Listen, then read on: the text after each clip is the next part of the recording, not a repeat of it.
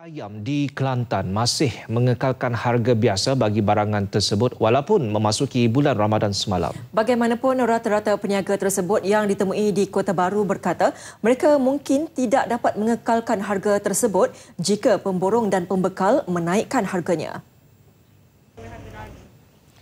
Setakat ini, harga daging lembu dijual sekitar RM24 hingga RM25 sekilogram. Manakala bagi ayam pula dijual sekitar RM6 sehingga RM7 sekilogram.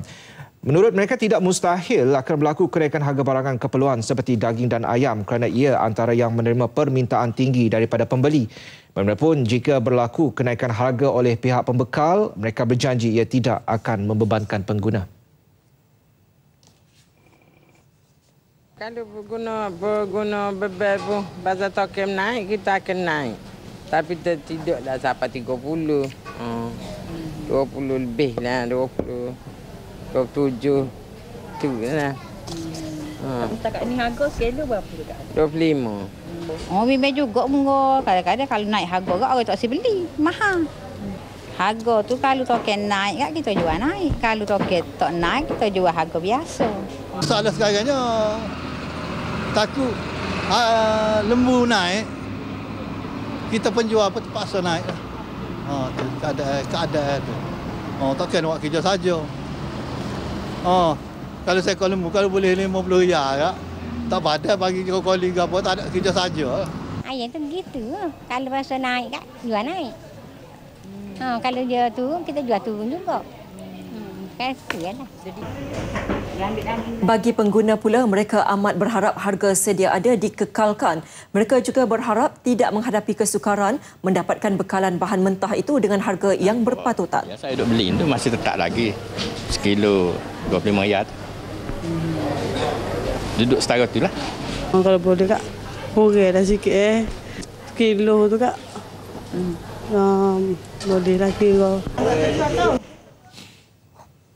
Sementara itu, pengguna di Sabah diberi jaminan barangan keperluan termasuk minyak masak mencukupi sepanjang bulan Ramadan hingga musim perayaan. Pihak Kementerian Perdagangan Dalam Negeri, Koperasi dan Kepenggunaan juga telah membuat perjanjian bersama Lembaga Minyak Kelapa Sawit dan Kementerian Pertanian dan Industri Asas Tani untuk menambah kuota sebanyak 10% bagi mengatasi kekurangan bekalan minyak masak di Sabah. Malah bekalan gula dan tepung juga stabil setelah mendapat jaminan daripada pihak pembekal.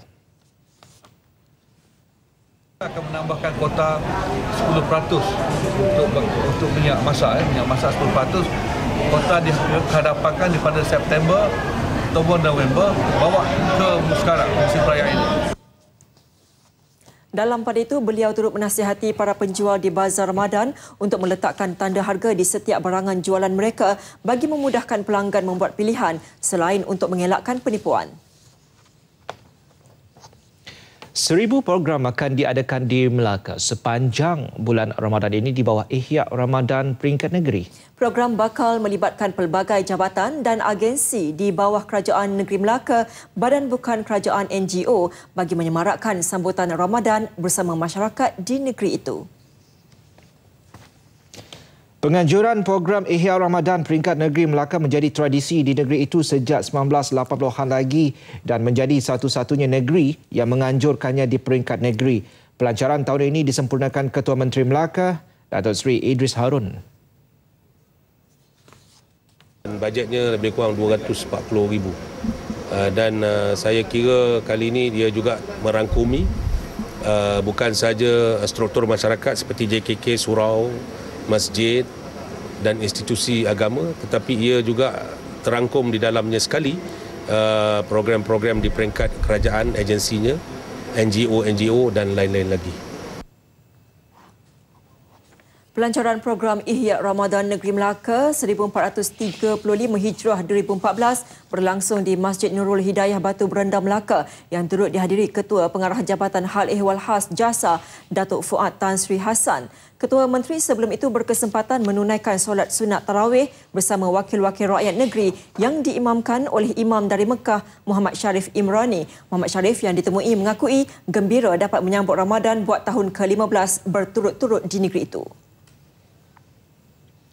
Seorang pengarah bahagian selenggara fasiliti bangunan Jabatan Kerja Raya JKR didenda sebanyak 1.15 juta ringgit dan penjara 1 tahun di Mahkamah Session Johor Bahru. Dia didapati bersalah menyalahgunakan kuasa dalam pemberian kontrak bernilai RM230,800 kepada syarikat adiknya 3 tahun lalu. Tertuduh Datuk Rahim Ahmad yang juga pengarah projek pengurusan fasiliti bangunan Kompleks Kastam Imigresen dan Kuarantin CIQ Johor dituduh melakukan perbuatan itu di bilik mesyuarat JKR Aras 4 bangunan Sultan Iskandar pada 1.30 petang 5 Januari 2011. Ia sebagai meluluskan kontrak melakukan imbangan pengujian dan penjayaan bagi sistem udara dan sistem air sejuk bernilai RM196,000. Dia turut meluluskan pemberian kontrak penjayaan bagi membekalkan pemasangan dan pengujian dam First Motorized Velvet untuk ACMV di bangunan tersebut. Hakim Muhammad Jamil Husin memberi tempoh sebulan untuk tertuduh membayar denda tersebut dan jika gagal akan dipenjarakan selama 6 bulan. Hukuman mengikut Seksyen 24 Akta Suruhanjaya Pencegahan Rasuah Malaysia SPRM 2009. Kes dikendalikan Timbalan Pendakwa Raya Abdul Ghaffar Abdul Latif manakala tertuduh diwakili Peguam Bela Stanislas Vetanayagam. Tindakan seorang bapa membawa 3 orang anak berumur antara 2 hingga 14 tahun untuk melakukan aktiviti haram berdepan detik hitam apabila kenderaan yang dinaiki terhumban ke dalam parit. Insiden berlaku di Jalan Lorong Haji Husin, Terengganu jam 10.30 malam tadi. Ketua Jabatan Ketenteraman Awam dan Trafik Negeri Superintendent Alias Hashim yang dihubungi mengesahkan kejadian berlaku semasa pegawal keselamatan di sebuah sekolah agama 20 dikatakan curiga dengan kereta yang dinaiki 4 beranak tersebut dan kemudiannya bertindak mengikori kenderaan itu. Insiden berlaku selepas kedua-dua kenderaan itu gagal dikawal dan terhumban ke dalam parit sedalam 5 meter. Walau bagaimanapun, kelima mangsa terlibat hanya mengalami cedera ringan. Dipercayai kereta yang dinaiki 4 beranak itu melakukan aktiviti haram menjual dadah. Kesemua mangsa diselamatkan orang awam sebelum ketibaan pihak bomba. Seorang pemuda maut selepas dipercayai terjatuh di pekarangan Wisma Persekutuan Kota Bahru petang semalam. Mangsa Said Sabariman Said Muhammad 35 tahun ditemui terdampar dan berlumuran darah oleh orang ramai. Ketua Polis Daerah Kota Bahru ACP Azham Osman berkata mangsa yang masih bujang bekerja sendiri bagaimanapun tiada saksi yang melihat kejadian tersebut. Dia mengalami masalah kemurungan dan mendapat rawatan di klinik pakar Sekretari Hospital Raja Perempuan Zainab II, Kota Bahru. Mayat mangsa dihantar ke HRPZ 2 untuk bersiasat dan mendapati kematian berpunca daripada keretakan tulang rusuk akibat terjatuh dari tempat tinggi. 125 bungkusan pakaian terpakai bernilai RM90,000 yang cuba diseludup ke Thailand sempena musim perayaan Aidilfitri dirampas pasukan Polis Marin PPM dalam 2 serbuan di Pekalan Haram Nibong, Tumpat. Rampasan dilakukan anggota PPM dalam Op Pensura pada Jumaat dan Sabtu lalu selepas mendapat maklumat daripada orang awam. Pegawai Pemerintah PPM Wilayah 3 Pengkalan Kubur, Asisten Superintendent Muhammad Nawi Yunus berkata ketika melakukan rondaan pihaknya ternampak beberapa lelaki sedang memunggah sesuatu ke dalam bot kargo. Menyedari kehadiran bot PPM, lelaki berkenaan bertindak melarikan diri menaiki bot kargo ke Thailand. Hasil pemeriksaan di sekitar kawasan Pengkalan Haram berkenaan, pihaknya menjumpai 65 bungkusan dan diikuti 60 lagi bungkusan keesokan harinya yang mengandungi pakaian terpakai. Pihaknya percaya barangan yang mengandungi pakaian, tuala dan langsir terpakai itu adalah daripada Kuala Lumpur untuk dipasarkan ke negara jiran sempena musim perayaan yang akan tiba. Mana dipercayai akan diduduk ke negara jiran melalui Pengkalan Haram, di mana pengkalan yang tidak diwatakan oleh pihak kerajaan. Jadi berhasil tangkapan ini kita telah berjaya merampas 125 ketul bandel yang anggaran nilai sebanyak RM90,000. Bersua kembali dan Berita Wilayah meneruskan dengan berita ini. Cadangan menjadikan pendaftaran pengundi secara automatik bertentangan di bawah Perkara 119 Perlembagaan Persekutuan, iaitu warga negara yang mencapai umur 21 tahun perlu mendaftar sebagai pemilih untuk layak mengundi. Justru sekiranya cadangan tersebut hendak dilaksanakan, ia memerlukan kajian lanjut sebelum sebarang pindaan dibuat pada peruntukan yang sedia ada. Jelas Menteri di Jabatan Perdana Menteri Datuk Seri Dr. Shahidin Kassim memandangkan belum ada sebarang kajian dijalankan, kerajaan belum bercadang untuk menggunakan daftar pengundi secara automatik. Mereka ini bila mereka cukup umur, mereka nak kena mengundi dan dia akan mengundi di tempat yang dia nak mengundi. Selalunya dia akan mengundi di tempat yang dia alamatnya ditulis di situ. Dalam masa yang sama, setengah orang nak mengundi di kampung halamannya. Ya? Dia nak mengundi di sana. Jadi, yang penting di situ ialah alamat terpenting. Jangan sampai timbul keadaan di mana satu rumah sampai 40 halaman. Beliau menjawab soalan tambahan Datuk Seri Said Ibrahim Kadir dalam persidangan Dewan Negara. Kini pihak Badan Bukan Kerajaan NGO dan parti politik sangat aktif membantu golongan yang genap 21 tahun untuk mendaftar sebagai pemilih. Pihak sekolah berperanan penting agar pentaksiran tingkatan 3 PT3 yang bermula esok ditadbir dan diurus dengan efisien. Ini bagi menjaga kredibiliti sekolah agar tidak dipertikai. Ya, bagi kawalan mutu dan menjamin kualiti PT3, verifikasi dan moderasi akan dilaksanakan bagi meyakinkan ibu bapa bahawa sistem baru ini tetap terjamin. Laporannya bersama wartawan Farhana Azwani Ismail. Pelajar tingkatan 3 tahun 2014 menjadi perintis penilaian baru PT3 menggantikan PMR.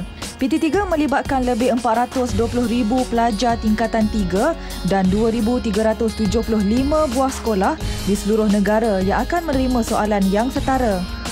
Bagi mengelakkan sistem pemarkahan yang tidak adil, pentaksir luar yang dilantik lembaga peperiksaan akan melaksanakan moderasi dan verifikasi sebelum laporan dikeluarkan.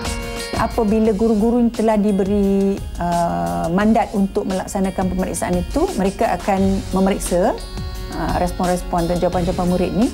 Dan bila dah selesai, sebelum markah-markah ini dihantar ke lembaga peperiksaan, pentaksir luar ini akan pergi ke sekolah-sekolah di bawah bidang kuasa dia dan dia akan mengambil secara rawak skrip-skrip jawapan daripada murid-murid sekolah berkenaan untuk disemak sama ada markah-markah itu adalah sebenarnya layak diberi kepada murid-murid itu. Pentaksir luar merupakan guru yang berpengalaman menjadi pemeriksa PMR dan bertindak sebagai guru yang mengawal kualiti PT3. Guru-guru juga telah diberi taklimat tentang konsep pentaksiran dan mengamalkannya dalam proses pengajaran dan pembelajaran. Sebelum ni mereka sudah diperkenalkan dengan PT3, tapi dalam keadaan sama-sama lagi. Selepas saya pergi kursus ini, saya dapat sampaikan sejelas-jelasnya dan setakat ini pelajar saya faham.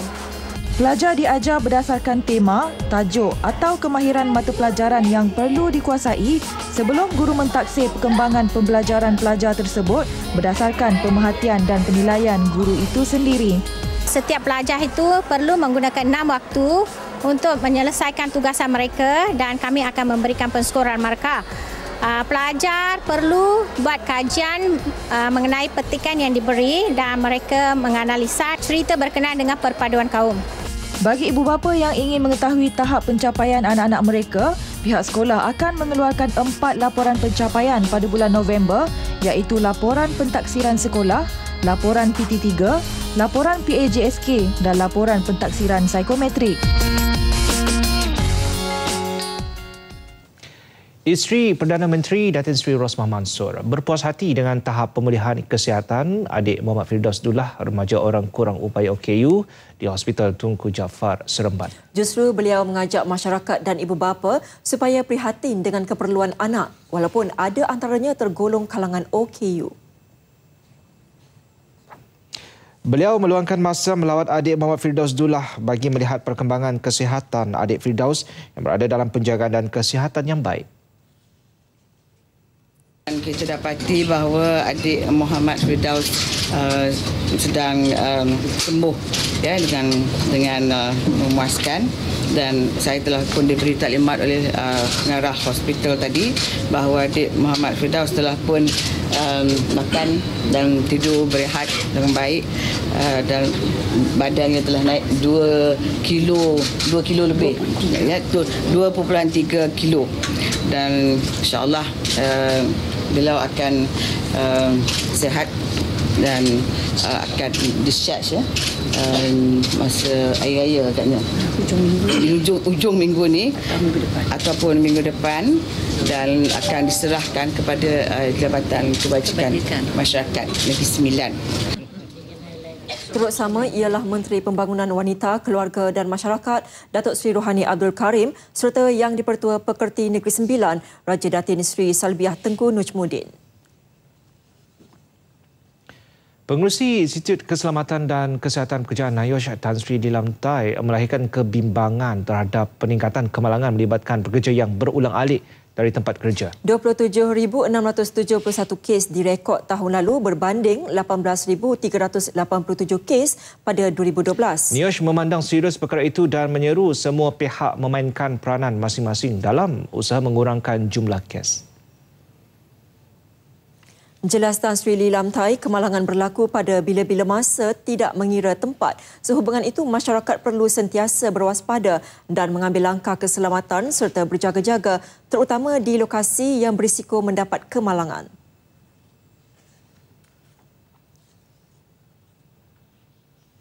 Pada lazimnya, seseorang ini tidak banyak mementingkan keselamatan pekerjaan sehingga satu kejadian kemalangan berlaku. Beberapa nyawa sudah terkorban, beberapa orang sudah tercedera, barulah kita nak berbincang bagaimana kita boleh mengelakkan berlaku sesuatu kemalangan. Jadi saya anggap bahawa perkara seperti inilah kita harus tangani dengan cara yang positif, dengan pendekatan yang baik, iaitu bahawa kita sepatutnya pada setiap saat kita harus mementingkan keselamatan diri.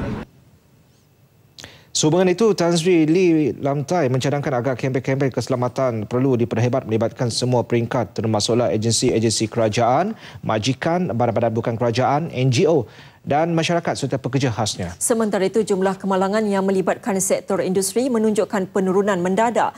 Menurut statistik yang dikeluarkan Pertubuhan Keselamatan Sosial Perkeso, daripada 63,423 kes yang berlaku pada tahun 2012, ia telah menurun kepada 23,907 tahun lalu, iaitu penurunan melebihi 40%. Sehingga hari ini, 17 titik panas dikesan dalam negara iaitu 7 di Sabah dan 10 di Sarawak. Yang manakala 2 titik panas dikesan di Sumatera, Indonesia melalui imej satelit National Oceanic and Atmospheric Administration NOAA. Bagaimanapun, satelit tidak dapat memaparkan jumlah sebenar titik panas. Ini berikutan terdapat letupan awan tebal. Kenyataan Kementerian Sumber Asli dan Alam Sekitar memaklumkan kesemua titik panas yang dikesan dalam negara akan disiasat dan diambil tindakan penguatkuasaan yang sewajarnya dalam usaha menangani musim panas dan kering monsun barat daya dan impak fenomena cuaca El Nino yang boleh menyebabkan cuaca menjadi lebih panas dan kering. Beberapa langkah awal telah diambil Jabatan Alam Sekitar. Sehingga pagi ini sebanyak 3,977 kes pembakaran terbuka telah dikesan. Ia melibatkan kawasan hutan 840 kes, kawasan pertanian 1,273, kawasan industri 31 kes, kawasan pembinaan 117 kes, tapak pelupusan sampah 69 kes, kawasan belukar 921 kes dan lain-lain pembakaran terbuka kecil 726 kes. Musim monsun barat daya yang sedang dialami negara masa kini dijangka berterusan sehingga September depan.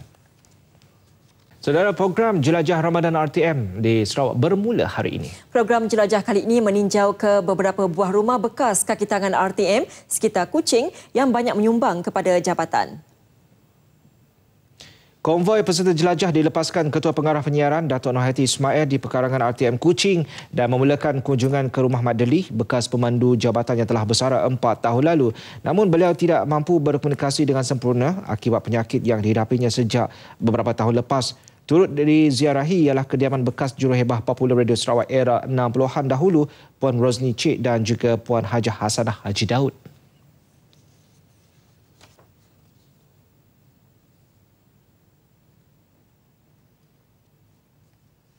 Dulu walaupun tak ada yang secanggih seperti sekarang ini, tapi kami bertekad, kami berusaha sesungguhnya untuk menyiapkan program-program yang bermutu. 30 lebih tahun. Gembira kerana ahli-ahli ataupun kaki tangan RTM melawat di rumah kami di kawasan pesisiran pantai.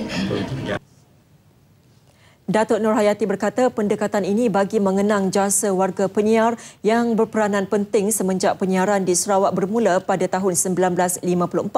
Dalam program jelajah kali ini, mereka turut menyampaikan sumbangan berupa makanan dan barangan elektrik. Manakala di Sabah, RTM turut komited melaksanakan pelbagai program tanggungjawab sosial korporatnya CSR untuk mendekatkan diri dengan masyarakat. Antaranya bersama golongan istimewa iaitu orang kurang upaya, warga emas dan anak-anak yatim menerusi program Jelajah Ramadan RTM yang masuk tahun ketiga penganjurannya. Pengarah bahagian program radio RTM Dr. Nawiyah Ceklah memberitahu program selama 29 hari itu akan diisi pelbagai aktiviti selain menampilkan ikon-ikon RTM yang dibawa khas untuk menceriakan lagi perjalanan program berkenaan. Kita mulakan kali ini bermulanya di Sabah. Okey, laluan pertama dan seterusnya kita ada laluan kedua, ketiga dan keempat. Itu daripada Sabah kita pergi Sarawak, kemudian terus kita pergi ke utara, Semenanjung, ke timur, ke selatan dan akhirnya di Kuala Lumpur. Dr. Nawiyah ditemui pemberita sempena perasmian program Jelajah 2014 di lobi Kompleks Bersepadu Kementerian Komunikasi dan Multimedia KKMM di Kota Kinabalu. Baik saudara, setakat ini perkembangan berita wilayah 30 Jun 2014. Berita wilayah bersiaran selama setengah jam sepanjang bulan Ramadan ini. Dengan itu, selamat berbuka puasa dan terus amalkan ibadat sepanjang bulan Ramadan ini. Assalamualaikum. Dan salam satu Malaysia Berita Wilayah. Terus kepada anda.